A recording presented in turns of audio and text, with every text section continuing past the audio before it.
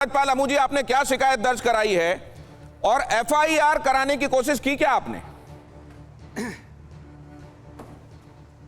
देखो, कोशिश नहीं की है मैंने दिनेश भाई। मैंने एफआईआर के लिए अयोध्या के श्री राम मंदिर के अंदर कंप्लेंट दर्ज कराई है और कविनगर थाना गाजियाबाद के अंदर भी मैंने कंप्लेंट दी है। अब अगर चोर को चोर नहीं दिख रहा, ट्रस्टियों को, ये भैया आवाज पलट के आ रही है, उनको एको हो रहा है, इसको ठीक कराइए। तब तक आप अपनी बात ये नजर नहीं आ रहा कि तुम्हारे नाक के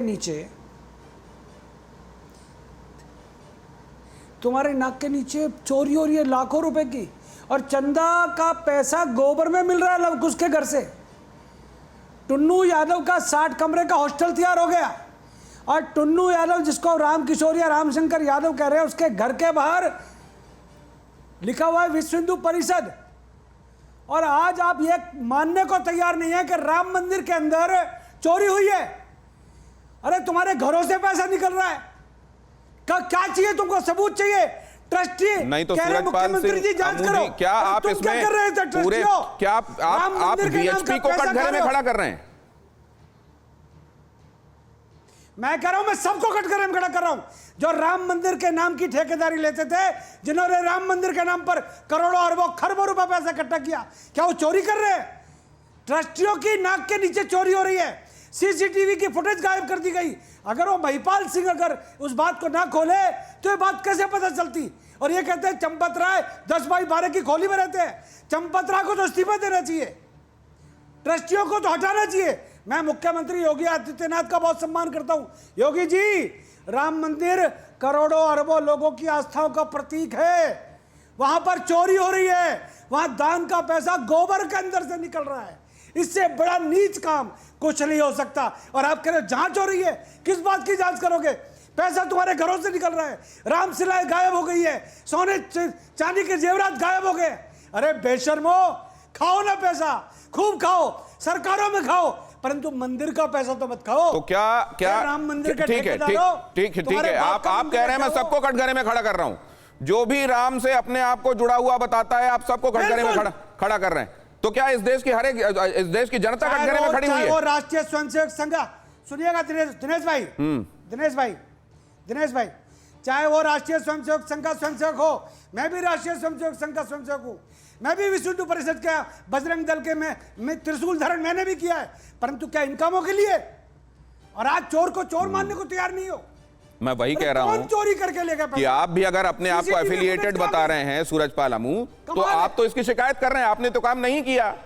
और वहां पर भी जब तक जांच पूरी नहीं हो जाती तब तक क्या? नहीं, मैं एक बात, सूरजपाल अमू जी, दिनेश भाई, अंधभक्त नहीं हूं मैं। नहीं, मैं अंधभक्त की बात नहीं कर रहा हूं। अंधभक्त नहीं हूं, मैं कह रहा हूं कि कानून की देवी ने भी आंख में पट्टी बांधी होती है। वो तथ्यों के आधार पर और सामने जो आता है उसको उन सबूतों के आधार पर बातों को मानती है। वो केवल कुछ लग रहा है इस आधार पर नहीं। तो क्या आपको लग रहा है इस समय बहुत सारी चीजें लग रहा है होने के आधार पर भी आक्षेप लगाए जा रहे हैं? दिनेश भाई, एसआईटी किस लिए गठित की जा रही है? चोर पकड़े गए ना, चोर का माल बरामद हुआ ना, चोरी का माल, और चोरी जिनके नाक के नीचे हुई। महिपाल सिंह का बयान सुनिएगा। ठीक है, आप कह रहे हैं नहीं, तो सवाल यह है कि सर अगर ये सारी चीजें सामने आ रही हैं तो जाहिर है इन डॉट्स को कनेक्ट करके इस पूरी जांच को कंक्लूड किया जाएगा।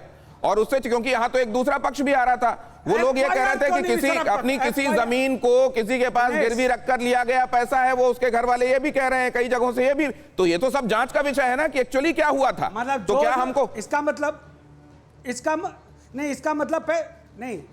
पैसा चोरी नहीं हुआ? इसका मतलब अगर पैसा चोरी, अगर ये नहीं हुआ होता तो ये एसआईटी जांच ही क्यों कर रही होती? सवाल ये है कि अगर सब कुछ साफ होता तो।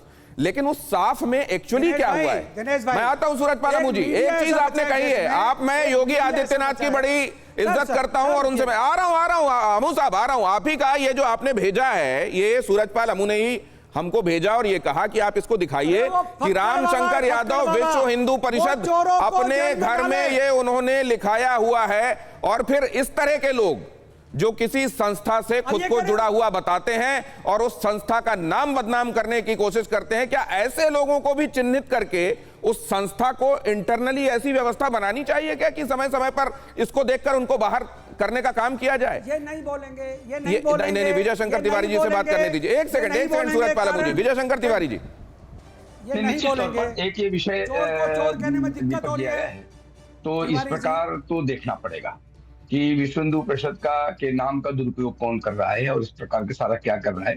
जब एक पर का प्रथम दृष्टिया इस प्रकार की घटनाएं आ जाती हैं तो सबके आंख नाक कान खुल जाते हैं और संगठन भी इस विषय पर गंभीर रूप से चर्चा भी कर रहा है। और जैसे हमने आपको कहा कि ये जो जांच कमेटी जो बनी है, जो सरकार से निवेदन किया गया है, वो किसी कांग्रेस और किसी समाजवादी पार्टी के कहने पर नहीं किया गया है। ये जब संज्ञान में आया कि इस प्रकार का हो रहा है तो सरकार इसकी जांच करे और जो दोषी हो, वो जो भी दोषी हो, उनको कठोर कार्रवाई का सामना करना पड़े।